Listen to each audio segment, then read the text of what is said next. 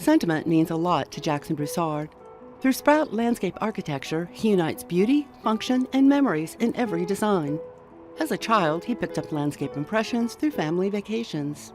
Now an architectural designer, an especially poignant project landed him in his Austin childhood home. As a kid, he watched planes land at the historic Mueller Airport beyond the back fence. My mom and dad bought it in 1980 and for $28,000, and which is kind of funny to think about now. My dad and my mom asked me if I was interested in buying it about 6 years ago. Eventually, he built a narrow treehouse home for himself in the backyard he shares with new renters up front. There's nothing here. So it was literally the 2 oak trees in the back, the sidewalk in the front, and some grass. It's a blackland prairie. What we do is we add a lot of thunder dirt or gravel when we plant here.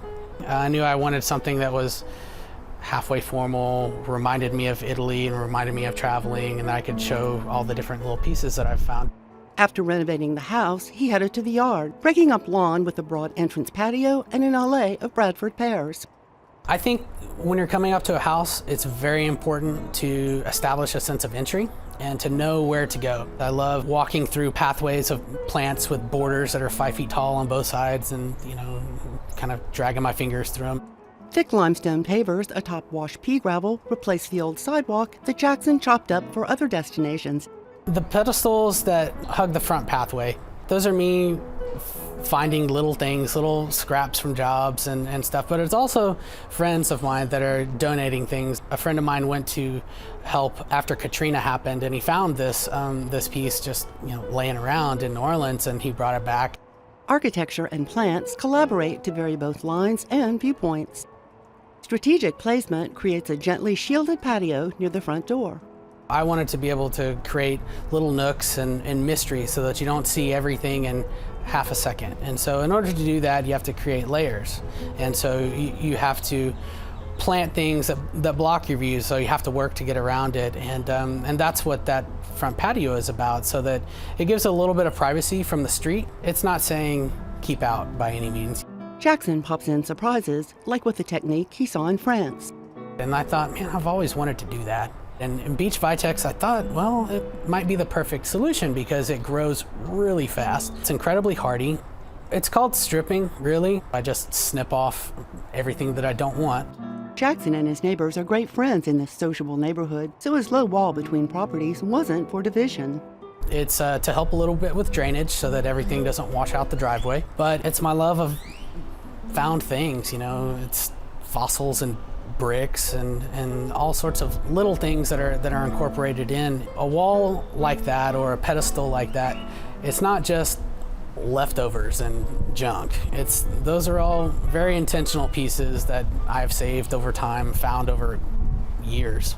You'll find lots of memories in the carport's wall too. I know the story of all those different pieces. It's a nice reminder of those trips for me. To enclose one side, he attached cedar to the old chain link fence posts. If you're working on ranches and stuff, this is called a coyote fence. He turned the garage into a carport that's become a charming neighborhood hangout.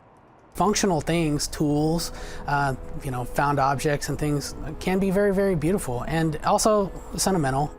From the carport, he proclaims entry into his own abode via carefully chosen scraps for footing and regal columns.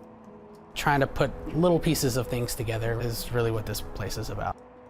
An altar of plants, viewed from either side, unites the spaces even while designating separation. It's a beautiful piece of concrete.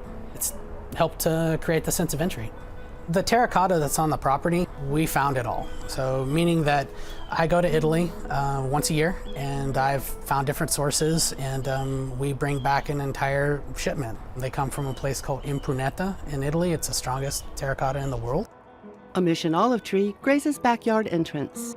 The house does protect it from the north wind, which I think is really kind of the important thing, at least for the first 2 or 3 years when it's getting established. And after that, they're pretty hardy. But if we do have a winter when it's super cold and it gets down into the 20s, low 20s, then they'll definitely, parts of it will freeze back. That gate and fence idea started with the sliding hardware. Now that sliding hardware came out of a butcher shop in Seguin, Texas that's no longer around. It was Mr. Grind's butcher shop.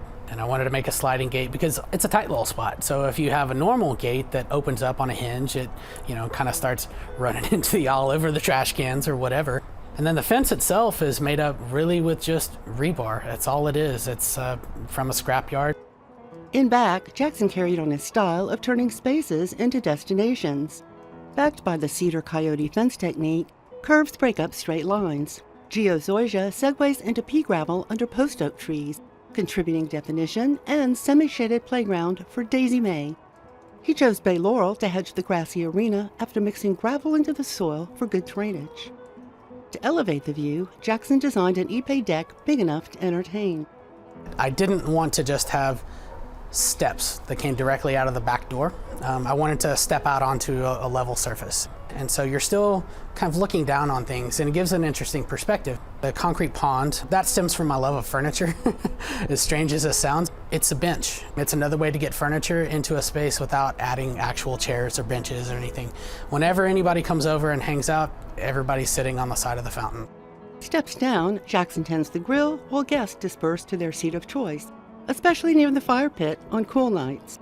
I did want to separate a little bit the grass from the entertaining area. I didn't want to put a gate or anything. I wanted you to be able to flow through, but it's the same concept of walking through something. It feels like you're literally changing spaces. He chose a classic ranch-style entrance topped with a sentimental heritage bell.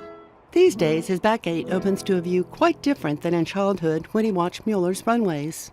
My fondest memories of that is you could sit up on the roof and you could count the jackrabbits because it was just an open field, so there were jackrabbits everywhere. All you see is just these ears poking up over the grass. The whole thing is that when you walk through the fence, that leads to a green belt. That green belt leads to the Mueller Lake. So I wanted you to be able to see through that gate and kind of see what was going on, because in the springtime, when all the wildflowers are blooming, then you actually get hints of that. Foundling objects turned into a tower of interest.